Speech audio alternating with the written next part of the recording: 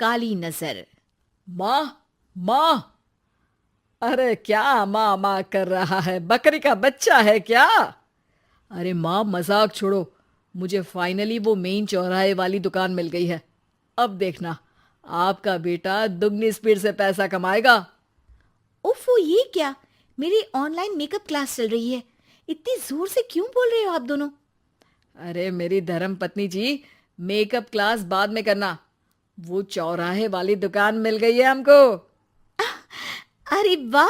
रुको, मैं अपनी माँ को फोन लगाकर बता देती हूँ। अरे मैं भी अपने रिश्तेदारों को बता देती हूँ। कितनी खुशी की बात है। हाँ हाँ, मैं भी अपने दोस्तों को बता देता हूँ। 1 हफ्ते बाद रजिस्ट्री है। बस, घर में खुशी का मौका था।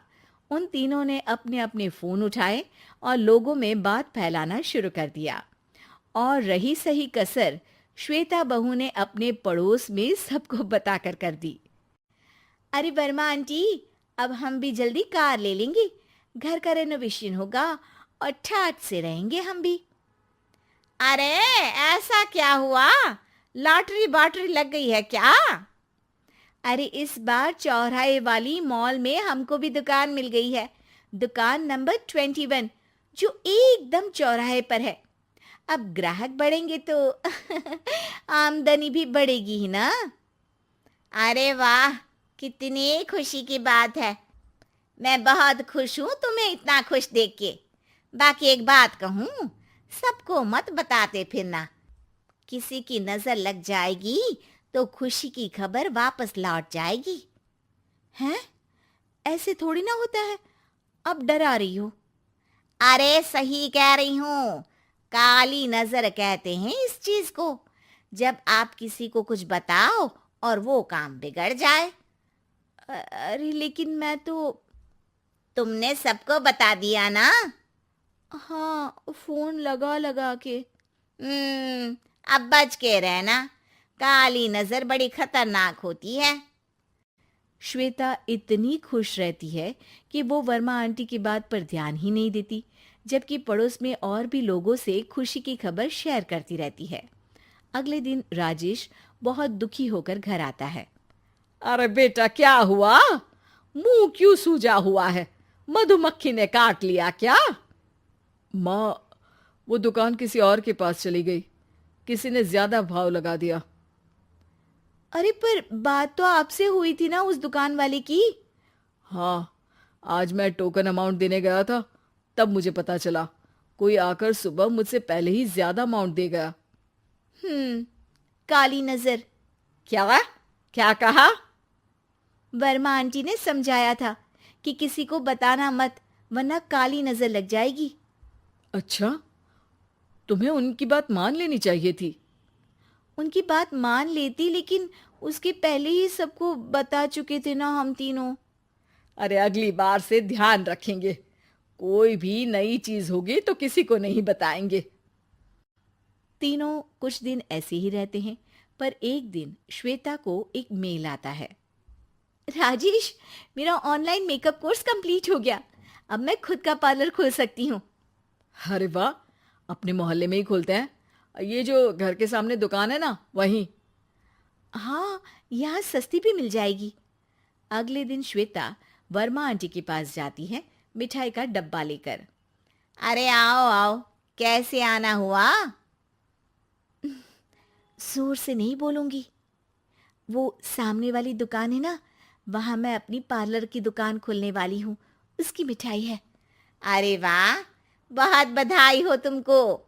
हाँ, मैं कमाने लगूंगी तो राजेश पर पूरे घर का बोझ नहीं रहेगा ना आंटी जी। ये तो है। पर ये बता कि तूने ये बात किसी और को तो नहीं बताई ना? अरे नहीं नहीं, पिछली बार गलती कर दी थी। काली नजर लगी किसी की और राजेश के हाथ से वो दुकान चली गई थी। सबको मत बताना। चलो मैं चलती हूँ, कल दुकान की बात करने भी तो जाना है। अगले दिन श्वेता दुकान के लिए मालिक से बात करने जाती है।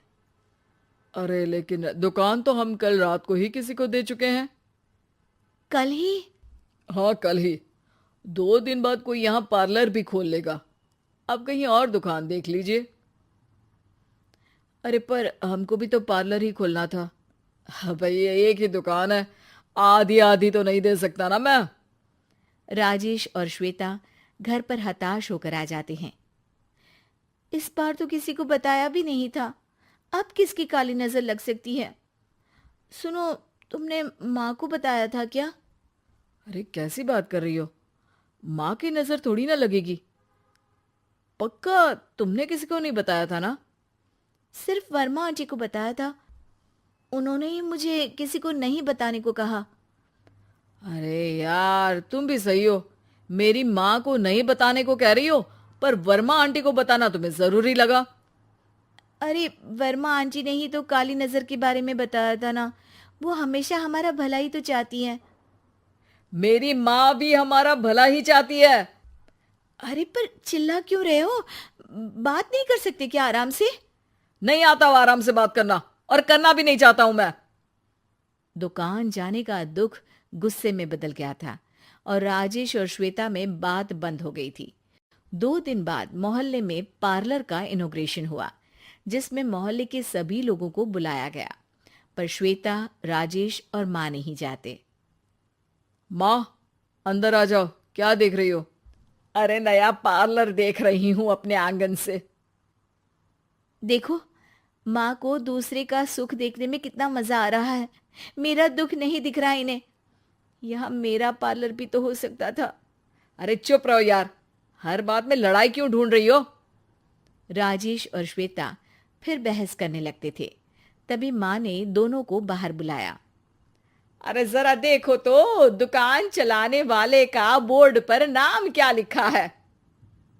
श्रुति वर्मा। गाड़ी निकाले बेटा, हमें कहीं जाना है। काली नजर का इलाज कराने? राजेश अपनी बाइक निकालता है। तीनों ट्रिपलिंग कर रहे हैं। माँ राजेश को उस मॉल वाली दुकान पर लेकर जाती है जहां राजेश अपनी दुकान खोलने वाला था। यही दुकान लेना चाहता था ना तू? हाँ, पर इनको भी दुखी करने लेकर आई हो क्या यहाँ पर दुकान दिखाकर? वहां काफी नहीं था? अरे श्वेता, थोड़ा सब्र रख, अभी पता चलेगा कि हम यहाँ क्यों आए हैं। बता, इस दुकान चलाने वाले का नाम क्या है? अनुपम वर्मा। कुछ समझ में आया? वो दुकान वाली श्रुति वर्मा, ये दुकान वाला अनुपम वर्मा, और हमारे पड़ोस में हमने उस दुकानों के बारे में बताया किसको था? अब वर्मा आंटी को।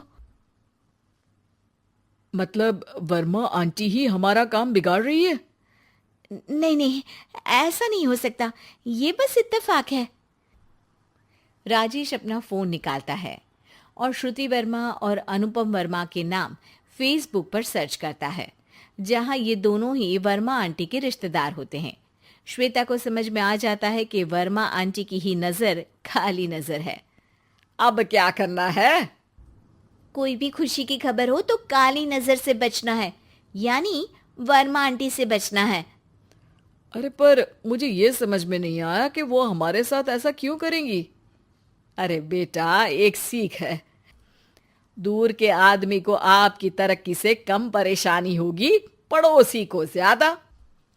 दोनों माँ की बात में हामी भरते हैं और अगला काम चुपचाप करने की कसम खाते हैं, ताकि आगे से वर्मा आंटी कोई काम ना बिगाड़ सके।